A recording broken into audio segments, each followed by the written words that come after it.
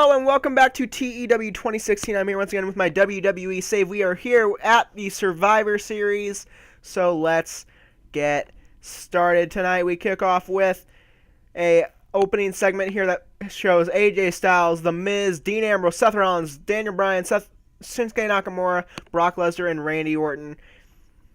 And we kick into our first matchup setup here as we have Daniel Bryan makes his entrance, Shinsuke Nakamura makes his. And in an 81B match, Shinsuke Nakamura defeats Daniel Bryan by submission with a triangle choke, and he makes the first defense of his U.S. title. Alright, and Nakamura celebrates after the match. Next we have a 54C- women's Survivor Series elimination match as Sasha Banks, Bayley, Trish Stratus, Lita, and Ember Moon defeat Team Bliss. Sarah Logan was eliminated first, then Liv Morgan, then Lita, then Ruby Riott, then Sasha Banks, then Bayley, then Mickie James, then Trish Stratus, and then finally the sole survivor, Ember Moon, eliminates Alexa Bliss. Alright, next we have an entrance for Dean Ambrose here. Seth Rollins with an 89A entrance, and we get a 77B match here.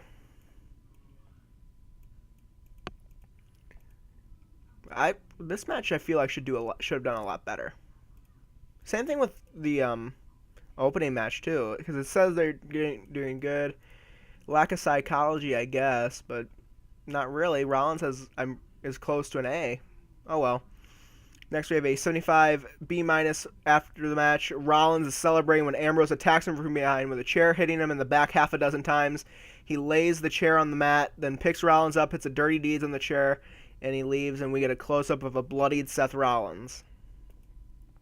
Alright, next we get a 58C- match. I think it did 2 points better than the Raw Women's Elimination match, as Team Becky Lynch win when, I forgot who I set to be the person to actually get the win. Lynch, Asuka. So let's go through here. So Billie Kay was eliminated, Mandy Rose. Okay, let's not pay attention to these. Let's see here. Who from these people are eliminated? Lana, Carmella, and Carmella. So doesn't matter. Oh yeah, Asuka. Asuka specifically is supposed to eliminate the most people and get the win here, because after the match, okay, Asuka and Becky Lynch have a stare down to set up their match for, I forgot which pay-per-view is SmackDown's, because I'm going back to having brand exclusive pay-per-views. Just makes it easier for me so I don't have to try and fit everything onto one show. Alright, next we have a 74B- match here.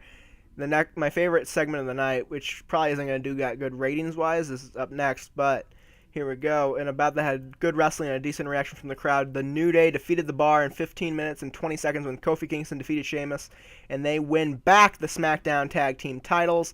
And after the match, not as bad as I thought. After the match, the New Day is celebrating in the ring when a music that we've never heard before plays, and they look at the ramp and see the debuting Kenny Omega and the Young Bucks appear. The Elite make their way down to the ring and get on the apron. Just as the stare down begins, Cody attacks from behind with a steel chair to Big E's back. Young Bucks and Kenny get in the ring quickly, and the Bucks reverse a clothesline attempt from the New Day. They super kick Kofi and Xavier. Kenny calls for them to pick Big E back up. Kenny hits him with the one-winged angel, and they pose to end the segment. So let's see here. Kenny, egomaniac, above average. Matt, Nick Jackson. Matt got a below average for his cocky gimmick. Nick got a very good for his degenerate gimmick. And Cody got above average for his arrogant heel gimmick. So far, so good for the Elite, as Omega, the Bucks, and Cody debut on SmackDown. Alright, next we have a 63C throwaway match here. Bobby Roode defeats Chad Gable after interference from James Storm, and after the match, Beer Money is attacking Chad Gable when Jason Jordan makes the save.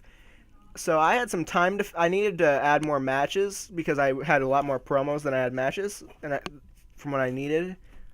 And so I threw this match on. It was originally going to be on Raw, but I figured I'll move it to the pay-per-view. Why not? I need more match time. Anyway, 96A+ here as Seth Rollins is leaving the trainer's room when Charlie Caruso catches up with him, and she asks him, Seth, are you going to be good to go against Brock Lesnar later tonight? And Rollins says, I'm banged up, and the doctors tell me I shouldn't go out there. I have 5 staples in my head, but I'm going out there and I'm winning the world title if it's the last thing I do. And just as he finishes what he's saying, Dean Ambrose attacks him with a pipe to the knee from behind. Ambrose throws Seth into a wall, back first, and as Seth slides down the wall, Ambrose gets a screwdriver and rips one of the staples out of Seth's head before security is able to subdue him. So security finally gets a hold of him, but he gets a flathead screwdriver, gets him between one of the staples, and just rips it out of Seth's head. Alright, 70C plus here is Team Orton wins with Andrade Cien Almas getting the win. So we had, Almas wins. Just because I want Andrade, I'm trying to get Andrade over, man. Trying to get him over. All right, 76B minus here is a hype thing. The announcers say that that Seth Rollins has said he's still going to come out here despite the doctors not even wanting to. The doctors are not clearing him, but he is guaranteeing that he will be out here tonight. All right, we have a 59C match here as Ronda Rousey makes defense number 1 of her Raw Women's title. Whatever. I didn't really build this match up anyway.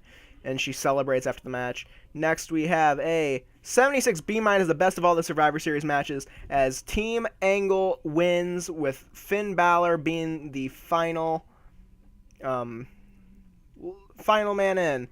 I guess I forgot to make it elimination, but basically the way I had it set up is Finn Balor is the sole survivor. All right, next we have an 89A entrance from The Miz coming out to fight AJ Styles for the WWE title. An 88B plus from AJ Styles, and the match gets an 88B plus as The Miz defeats AJ Styles with a handful of tights, and The Miz wins the WWE Championship. And Miz celebrates afterwards. All right, 99A plus segment here to end this show. Brock Lesnar makes his entrance, and Paul Heyman does his whole, ladies and gentlemen, my name is Paul Heyman, and I'm the advocate for the soon-to-be reigning, defending World Heavyweight Champion Brock Lesnar. So enough with the formality. So we all know Rollins isn't coming out here tonight.